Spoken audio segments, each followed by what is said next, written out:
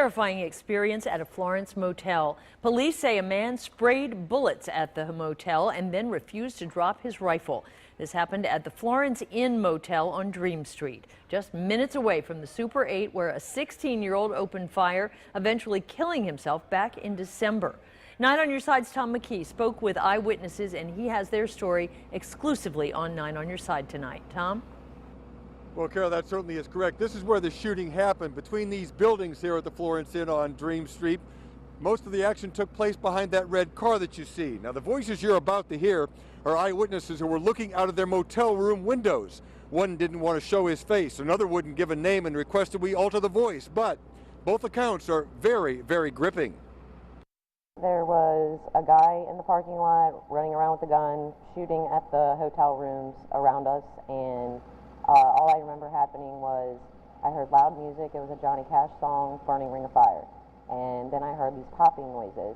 And then I heard the cops screaming at him, "Don't pick up the gun. Do not pick up the gun." And then all I heard was pop, pop, pop, pop, pop, pop, pop. They lit him up, and then I actually saw them get shot down. Did he point the weapon at the officer? Yes, he did. What were they telling him?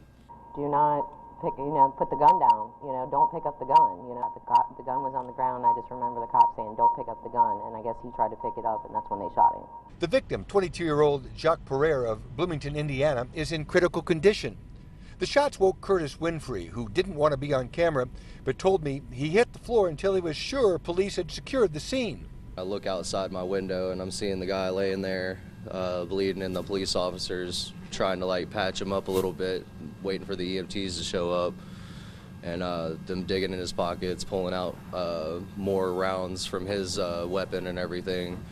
And then they ended up telling us basically to back away from the windows and the doors and everything until everything was situated. Now, why was Pereira firing shots in the first place? Well, one of those eyewitnesses told me it's believed that he'd been evicted from the hotel, but the management here has not been able to confirm that. There were 6 officers on the scene early this morning, all with the Florence Police Department, all veteran officers. All are now on administrative leave.